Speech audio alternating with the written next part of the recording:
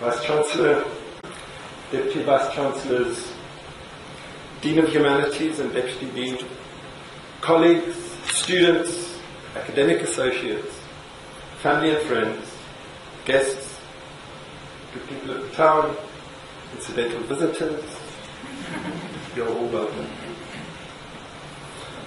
And I trust my lecture this evening will compensate for the effort you've made to attend it. I cannot imagine that members of the committee who recommended my appointment looked to the behaviour of birds for guidance. The beavers, sunbirds and robins on campus. They would have perused the verbal signs of the documents I submitted and the responses I gave in the interview. As for seeking divine approval from the gods, I guess this is unlikely. However the decision was made, I'm grateful that it favoured me. I've been happy at Rhodes, and I look forward to spending several more years here. But then I do not know either how to read the behaviour of birds, and I await the will of the gods.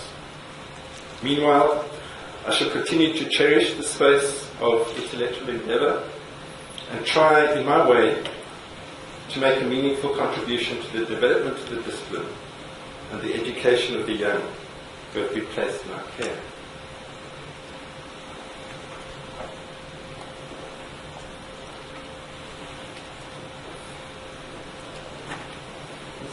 These are some of the areas I'm going to cover in the lecture this evening. A crucial aspect in preparing a lecture such as this involves the clearing of space, the putting aside of daily preoccupations to allow some other thing, which is not concerned immediately with the instrumental and the everyday, to emerge. If the emergence of something out of nothing, out of the space, is a condition of my lecture, it is also its subject, as I wish to talk this evening about the emergence of the imaginary in the space of the interval. By interval, I mean a space that opens up between actualities, a clearing, between the events and books and discussions and all the other things that occupy our lives. There may not be anything there in that space, but neither is there nothing. The empty space of the interval occurs in relation to what is around it. So it's a space by virtue of what is around it. It is a space of possibility, other than but adjacent to what is already in existence. A space among things, a space filled with potentiality. Consider Sancho Mofokeng's photograph. There's a room, an open door, a bicycle, an item of furniture, some clothes, a chicken, and a girl. The viewer is positioned behind the girl and doubles the girl's gaze, creating a perspective from a slightly more encompassing and elevated position. The viewer sees what the girl sees and more, but the viewer also sees less.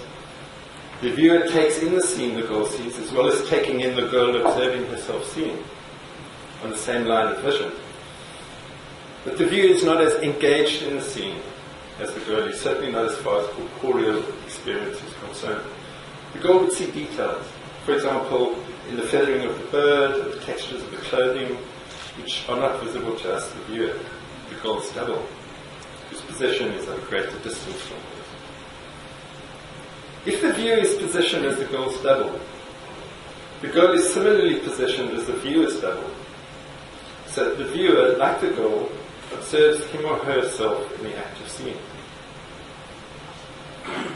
The image not only presents then a scene for observation, but also through the doubling of the point of view, draws attention to the act of seeing, inviting but also distancing the viewer. What we see is therefore the same, but also different from what the girl sees. We see an empty space, filled with sunlight, sidling in through the open door, a space upon which both the girl gazes and upon which the viewer, who is positioned behind the girl, is led to gaze. But who, unlike the girl herself, has the scene mediated to him or her through the distancing and abstracting attributes of the image as photographic representation.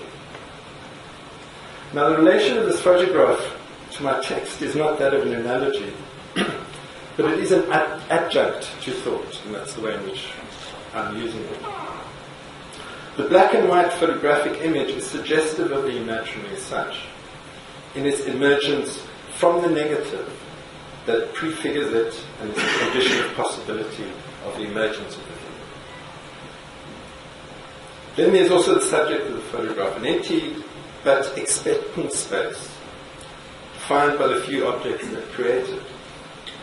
Finally, the image depicts a scene of poverty, which is not reducible to a scene of destitution, at least not in the way in which I am positioned as viewer to participate in the image.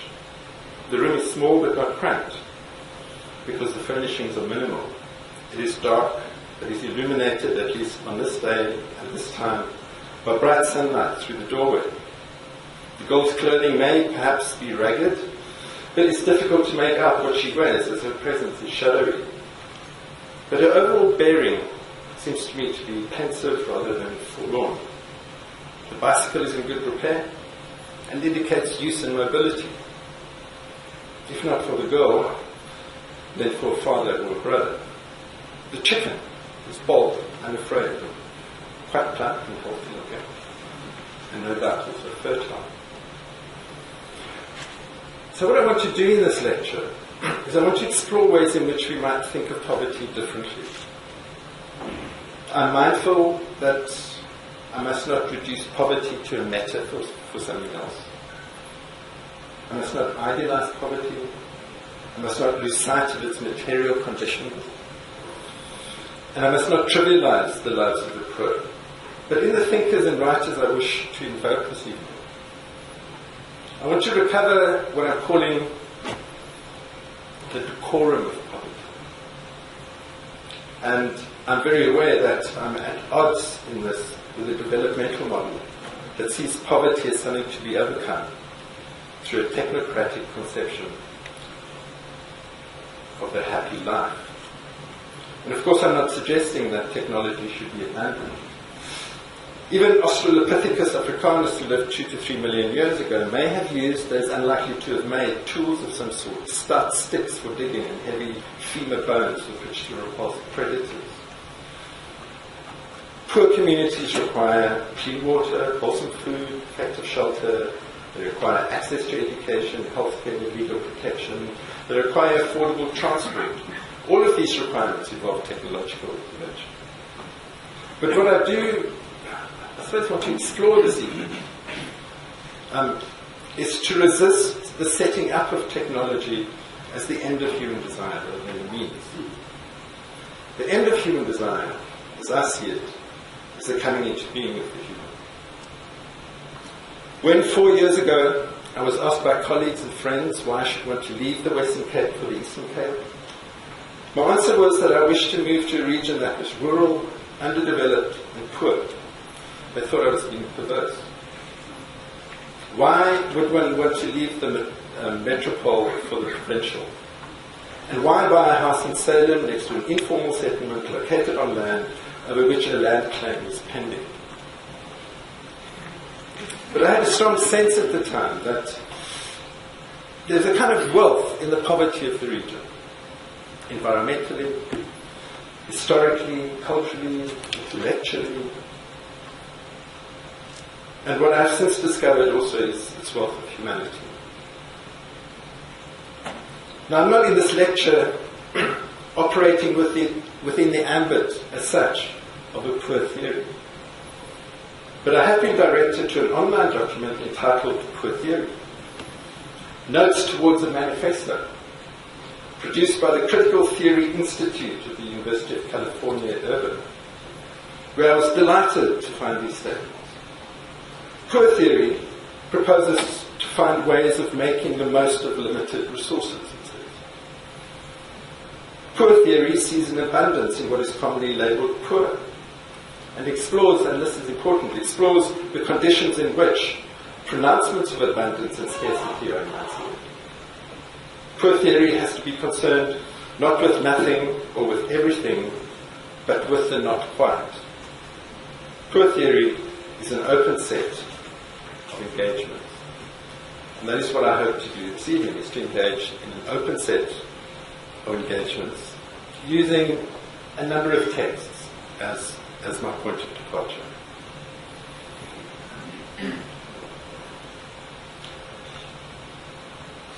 In Coetzee's novel Disgrace, a committee of inquiry is established to investigate the charge of sexual misconduct against David Lurie, professor of modern languages, which has been made by his student Melanie. The committee demands a signed document, a signed statement, in which Lurie acknowledges his fault and identifies the corrective steps he will take to remedy it, such as consulting with a priest or with a counselor.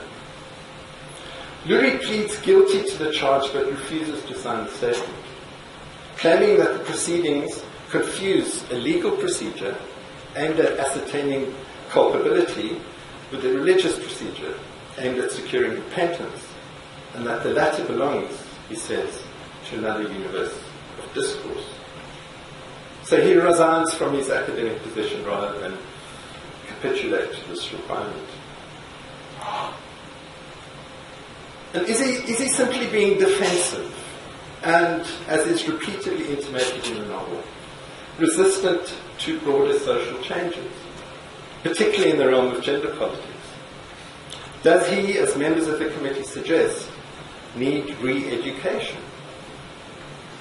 And why does re-education seem to Lurie to be a greater punishment than the loss of his job, a greater shame, a greater dishonour? In explaining his actions, Lurie maintains that in his encounter with Melanie, he had become a servant of Eros. So, on the one hand, there's the law, which prescribes the relations between citizens within the state and provides a framework for the rules and regulations that govern social institutions.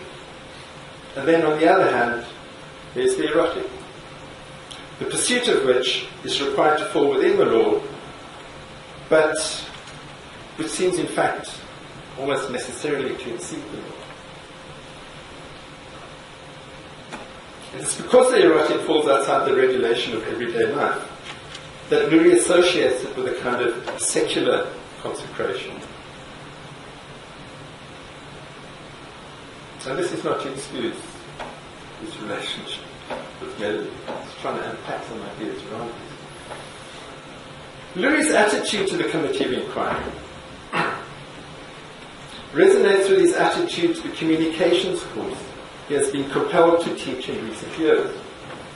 He objects to the assumption that underpins the thinking of this course, namely that language has been created by human society in order to communicate our thoughts, feelings, and intentions to one another. He finds this view reductive, and he favours instead a view that sees speech as originating in song, and song as deriving from a need to fill his soul with sound. Now, Lurie is obviously retreating here into a kind of subjective ideas. But I think his objection to this instrumentalist view of language is nevertheless pertinent.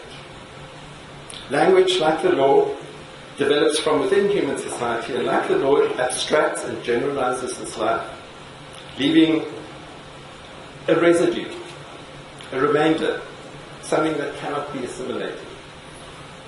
Feelings, intentions, thoughts that cannot be fully codified and symbolized. And what has not been assimilated continues to press upon, unsettle, and disrupt attempts at linguistic and legal delimitation and containment. These unassimilated energies may be anarchic, but they are the source of the revitalization and the non-teleological transformation of the human. It is precisely on account of the open-ended dialectic of inclusion and exclusion, a disturbance created by what cannot be regulated, that the emergence of the human is not a completed achievement, but an ongoing project. And this is not to excuse Lurie's behavior with his student. And for me, at least, it's not so much that he chooses impulse over principle, thereby setting himself in opposition to social norms, but that he imposes his erotic impulse on a vulnerable and reluctant participant in a relationship where the distribution of power is unequal. And the question of who is in control, the question of authority, goes to the heart of the matter. Lurie's invocation of the erotic, however rebellious, derives from a convention that has become, in his case, a fixed idea. It may be a lyrical idea, but is certainly not shared by Melanie. The fixity with which he adheres to given ideas, or to a given idea, extends, moreover, beyond the erotic. His daughter Lucy, too, has little patience with his insistence on the ideas he has of things, and repeatedly counters them with pragmatic considerations of the place of her life among other persons. And there are many references to, the ideas that he holds in a fixed kind of way. After a series of events, Lucy's rape on her small holding in Salem, her decision to continue living there and have the child she has conceived, her resolve that she will not be dictated to by her father, that she will not submit to being a character in his narrative. After all of this, Lurie is forced fundamentally to reassess his ideas. If Lurie's loss of symbolic authority is evident in his ex-wife Rosalind's description of his passage from professor to derelict, his loss extends also to Lucy, over whom, at her insistence, he is no longer to exercise paternal authority. Instead of holding the position of a father, he has come to assume the position of a visitor, one he might not have entertained earlier, but which he nevertheless accepts now as being better than nothing. Indeed, he says, it is good. Visitorship, visitation, a new footing, and a new start. Lurie may not have entirely relinquished his fixed ideas about things at the conclusion of the novel, but something along these lines is hinted at in his giving up the stray dog to whom he had become attached, and with whom, as the dog man, he has become identified. The dog must be given up, he says, for its period of grace has expired. In addition, he has transformed the chamber opera he is working on from a piece on Byron to a piece on Byron's lover Teresa, for whom he seeks to conjure up an authentic note of immortal longing. While the piece does not seem to be going anywhere, Lurie is nevertheless trying at least to put himself in the place of the woman. Lurie works on this musical composition in an old chair, in an old armchair, under a breech umbrella, in a desolate yard, behind an animal clinic in Grahamstown. Lucy's old banjo going clink. Whoa. That was more than a clink. What happened there? And why? A bolt from the gods. Okay. Whoa. Okay, so there he is sitting in an old armchair under a beach umbrella in a desolate yard behind an animal clinic in Grahamstown. Lucy's old banjo going plink-plunk on his lap. To the amazement one morning of three black boys who peer at him over the concrete wall before scampering off, whooping with excitement. What a tale to tell back home, says Lurie, a mad old man who sits among the dogs singing to himself.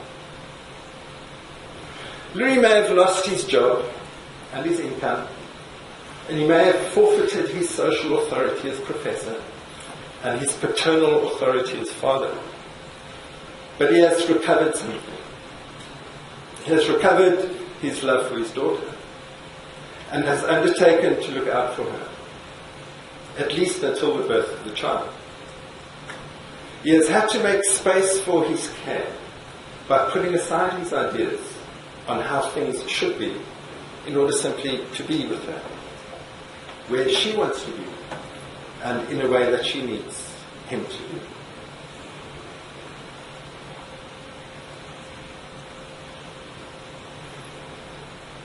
The question of giving up a way of being that is governed by a dominating attitude towards other beings, whether through their objectification or their subjectification, in favour of a way of being that is governed by openness towards being as such, is taken up in Heidegger's letter on humanism as a question of poverty.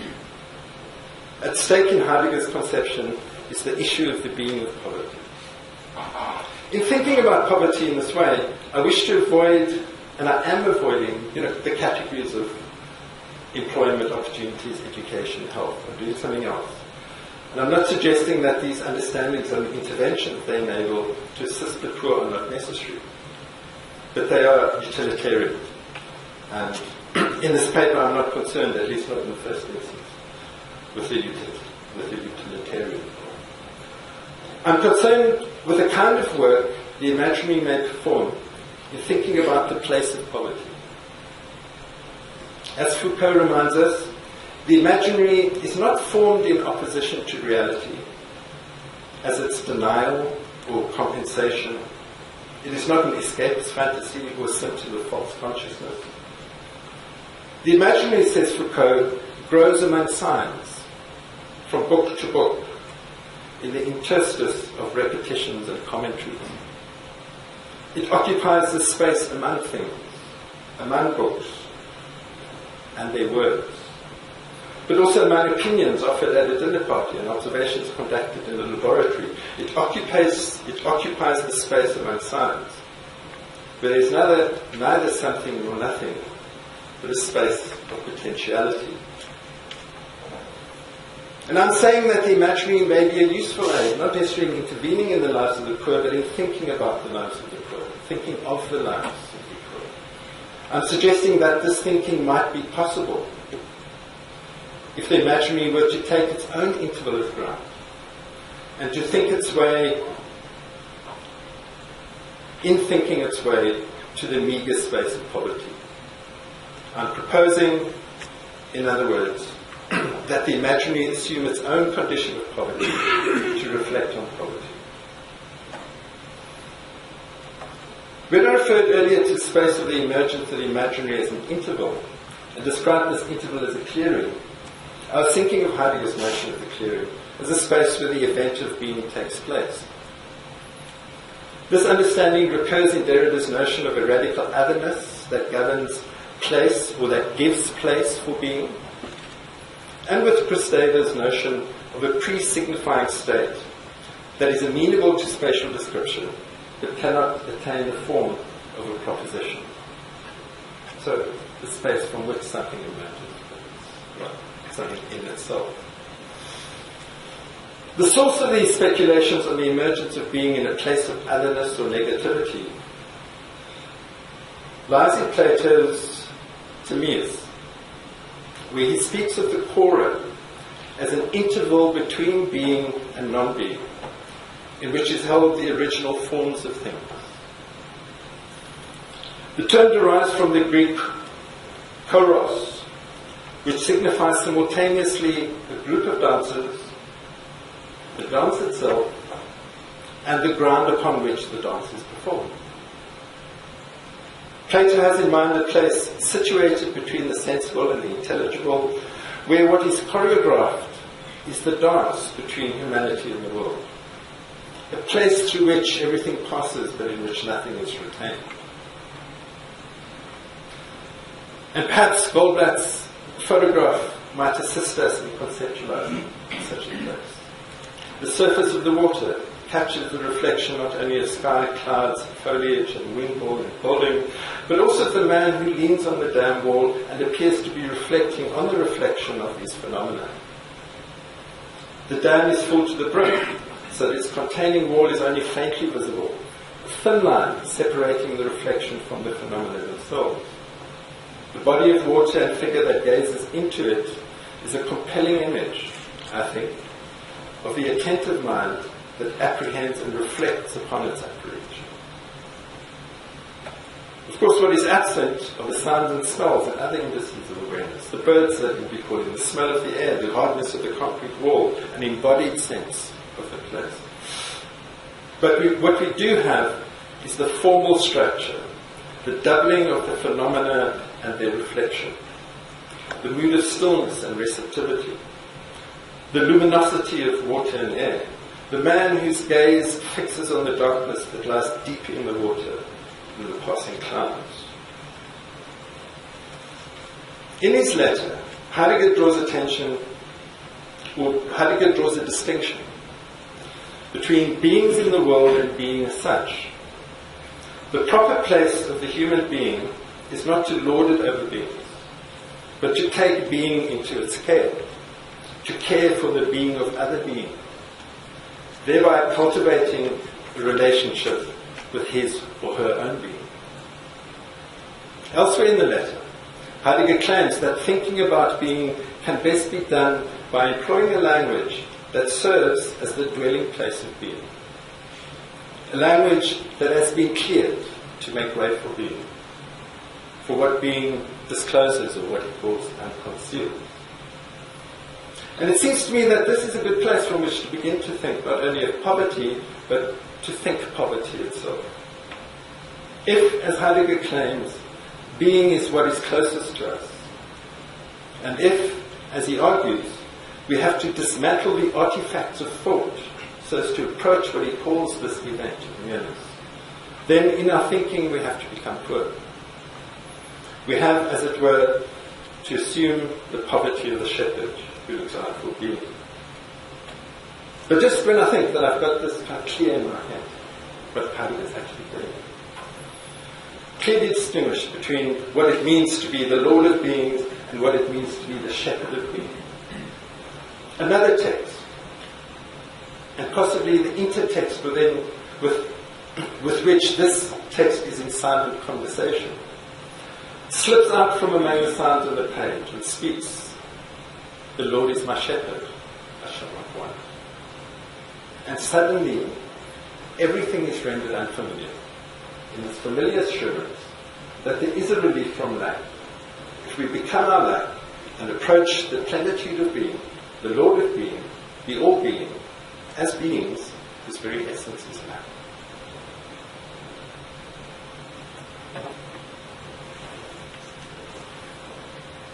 The supreme being in pre-colonial quasi society called DirkKlopper is a somewhat distant presence who is rarely involved in everyday life.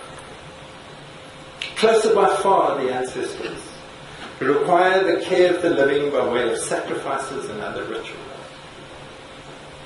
But this formulation abstracts them and makes them seem foreign and remote. The ancestors are close at hand, with thought and feeling, and make themselves known in events. They appear in dreams. They disclose themselves in the snake that is found in the homestead, and I'm not thinking of this. You didn't go to Chris. I'm thinking of the heart of redness, but they make their displeasure known through some misfortune. The ancestors shape the psychic landscape, giving form and meaning to being. In pre-colonial times, the relationship of the ancestors was mediated by the cattle, who were thus closer to the ancestors even than people were, and whose kraal in the center of the homestead was the very dwelling place of the ancestors. Cattle were given names and distinguished from one another. Their patterning was admired, and their hides were used as covering to protect and adorn the naked human body. They conferred standing in the community and were employed as lobola in the marriage ceremony, thereby tying together the families and their respective ancestors. And yet, in the mid-19th century, the Amaxhosa embarked on a catastrophic slaughter of their cattle. In his novel, The Heart of Redness, Munda draws extensively on the account of the Xhosa cattle killing detailed in Perez's book, The Dead Will Arise. Perez describes how, after a century of intermittent warfare along the Eastern Cape frontier, the Amaxhosa had been dispossessed of much of their land and subjected to incremental colonial rule. On top of this, lung sickness had spread from Cape into Xhosa land, infecting and killing many cattle. And it is at this moment of social, economic, and psychological crisis that a 15-year-old Lon Kause claimed to have received communication from the ancestors that deliverance was at hand. Addressed by two strangers in the at the mouth of the Kaha River, she was instructed to tell the Amakosa that witchcraft must be renounced, that all cattle must be slaughtered as they had been reared by contaminated hands, and that the ancestors would arise from the dead, replenish the livestock, and assist in driving the white men out of the land. Perez portrays the Amakosa of this period as a dynamic society, adapting to social conditions, capitalizing on new opportunities for trade, appropriating relevant technologies, and engaging seriously with Christian metaphysics. He shows how ideas from Xhosa and European sources have combined to create an epistemology centered on notions of purification, sacrifice, and renewal, and how this epistemology would have assisted in giving credence to the prophecy. Some 400,000 cattle were subsequently killed. An estimated 40,000 people died of starvation. And a further 40,000 left their homes in search of food and employment in the Cape. Resistance to colonial rule had finally been broken. Much of the remaining land was seized and handed over to sympathetic chiefs or sold to settlers. Xhosa land had been pacified. While there is no evidence that Lord Xhosa had been set up, the story persists that the governor of the Cape, Sir George Grey, had appeared in disguise to the young girl. Using his knowledge of indigenous cultural beliefs, he is said to have convinced her that he and his companion carried a message from the ancestors. The story is not capable of empirical verification. But as a symbolic event, it has incisive significance. In the context of a colonial rule that had inserted itself between the people and the ancestral world, the strangers were construed as colonial agents who had handed over the instruction that would sever the people forever from the integrity of their pastoral way of life. The event of the cattle killing had brought the people to order.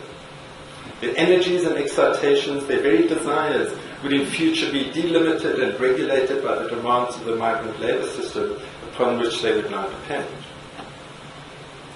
And it's not simply that the men adopted a new category of work, that they were required to live away from the home for long periods of time, that they began to enter into new domestic arrangements in the towns, but that something fundamental had changed in the way of being they and their families had fought bitterly to defend, and for which they would continue for a while to fight, even as it was shrinking and slipping away from them.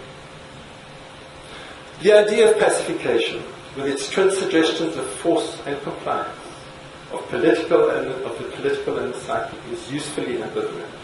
A rebellious people are pacified.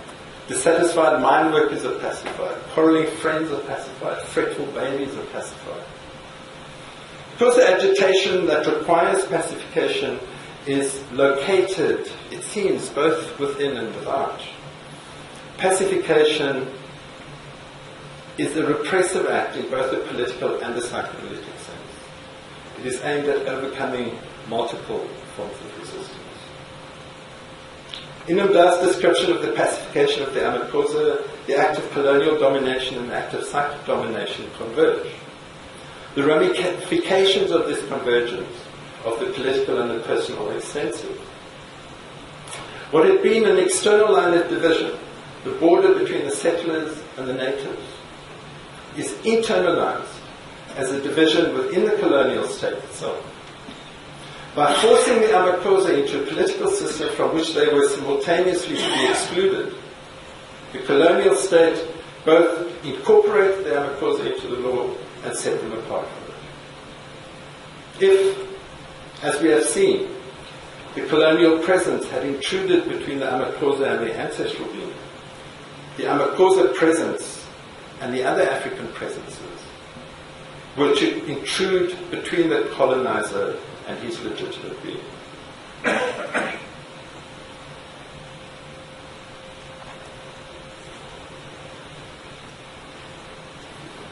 Perhaps in the long backward gaze of history, The radical way in which the Amaxhosa had precipitated their loss of independence served as the event that would propel them into modernity.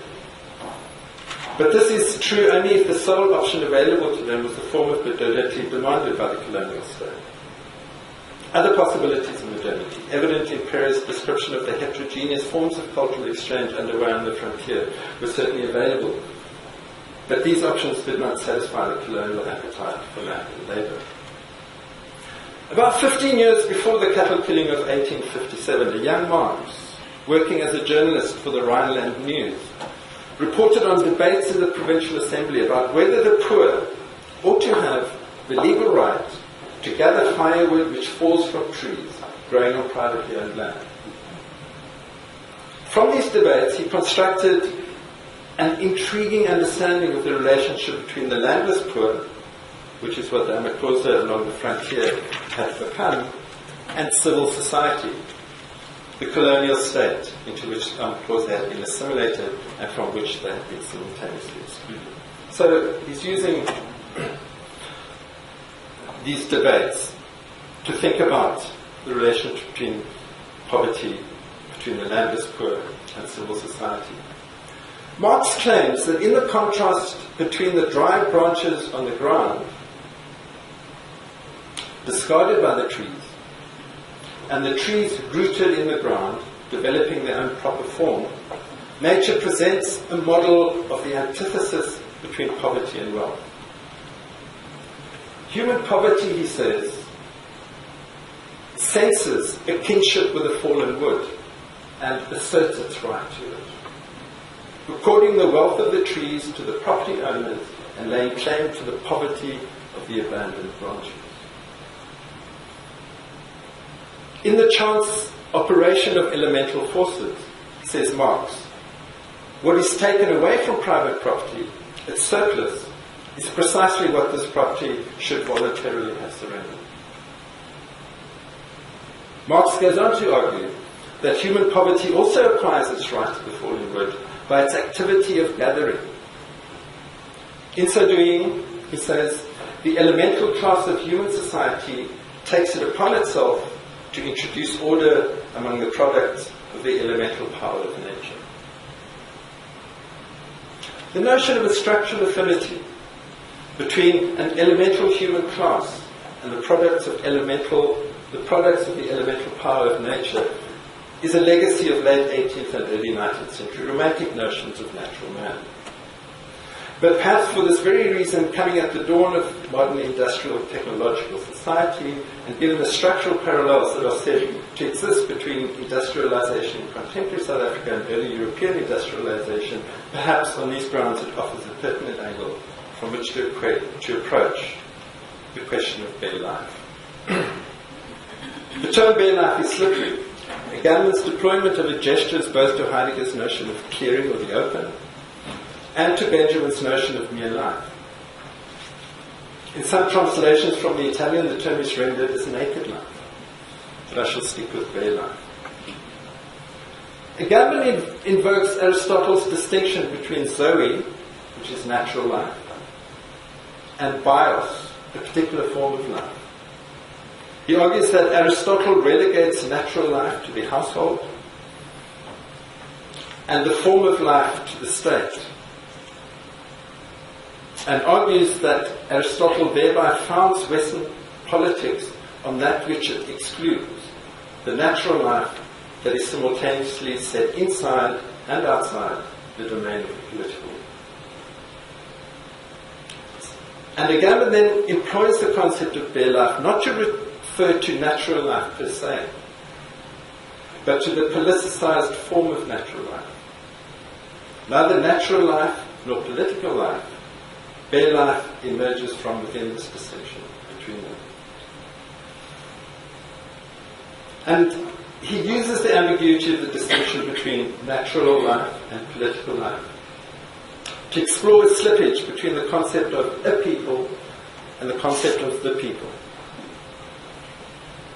It describes a people as those who comprise an integral body politic, presumably those who hold positions of authority, and those who support these authorizing functions: lawyers, bankers, engineers, teachers, lecturers, professors. The people, by contrast, are those who make up, he says, a fragmentary multiplicity of needy and excluded bodies. Like street children, perhaps, they are what he calls an intolerable scandal within the body politic. And the way in which the modern developmental state tackles the scandal of poverty, says Agamben, is to fill the split that divides the people, thereby realizing the biopolitical plan to make a people without fracture. Let me try and very briefly unpack that idea via this excerpt. To characterize the nature of the fracture between a people and the people, and its dynamic of exclusion and inclusion, again, when I found this quite surprising, invokes Freud. I was delighted. I finally had a handle on Agamben. And he avoids Freud's distinction Freud's distinction between the id and the ego. The id is the elemental and pre-symbolic life of the self. But it is not instinctual life, and I think that's often confused.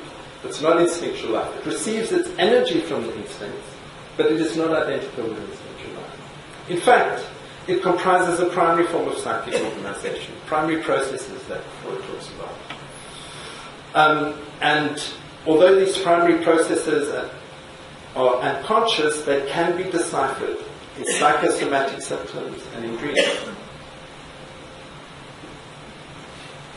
And then we have the ego, which is not independent of this id, but is a modification of it. Like the skin that covers the body's surface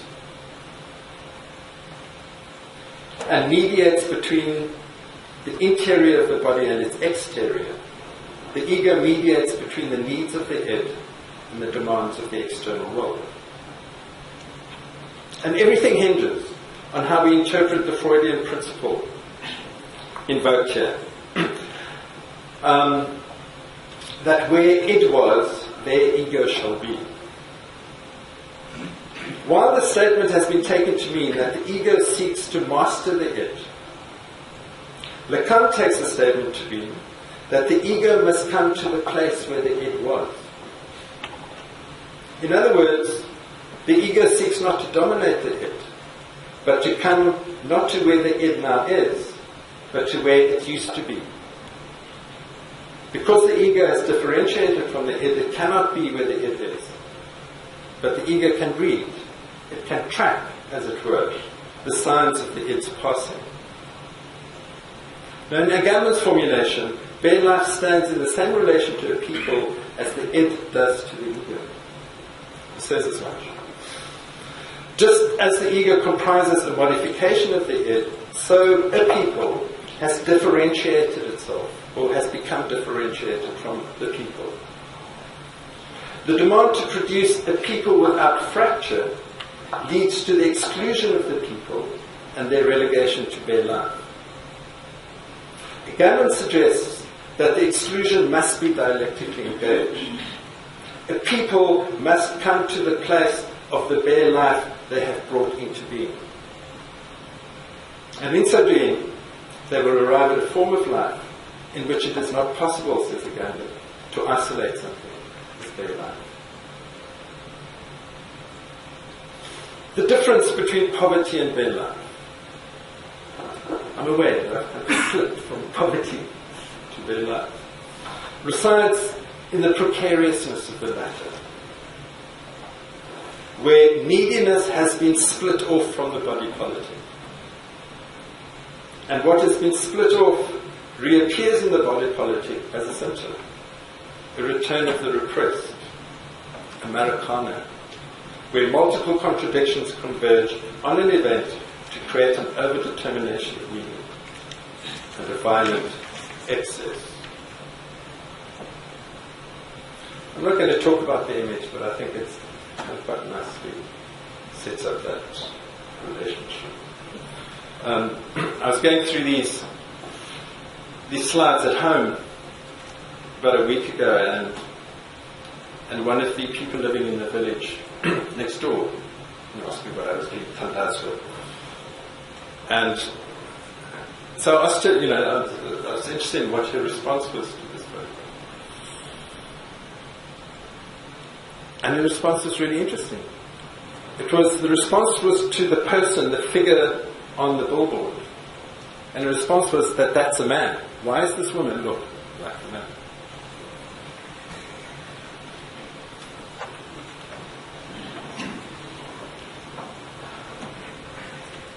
Both Heidegger and Agamben turn to literature for language that does not posit anything, but exists for the sake of communication itself.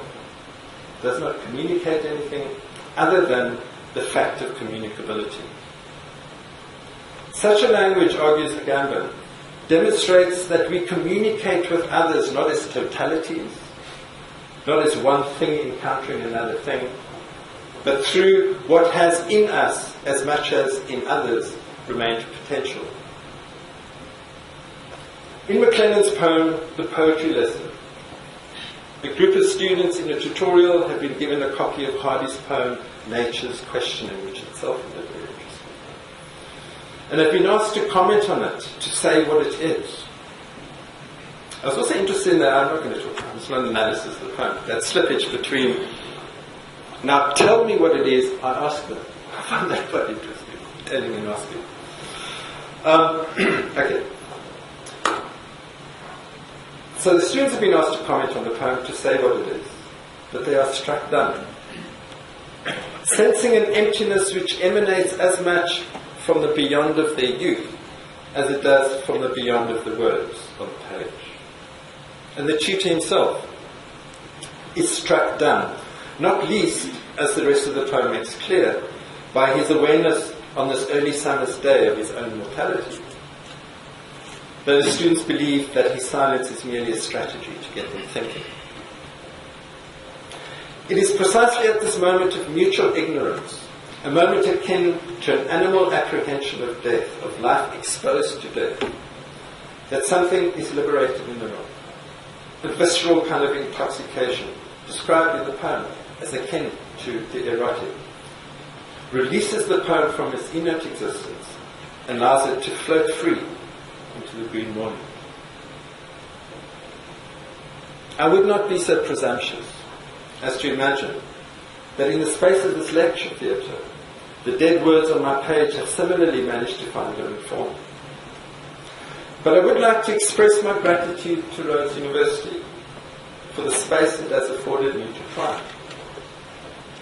If the inaugural is intended to bring something into existence, it is the Academy that provides the clearing for it to happen. Thank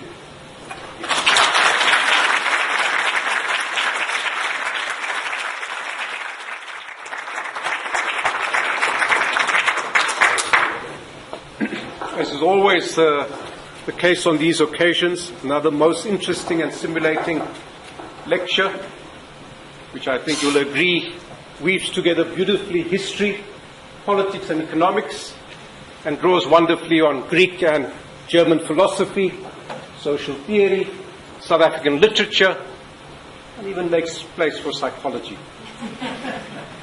And it's a long time since I've heard the word overdetermination, or reference to the Mosel wine growers. On your behalf, I want to thank Professor Klopper for an outstanding lecture, and I invite you to join him outside over drinks and snacks. Thank you very much for attending.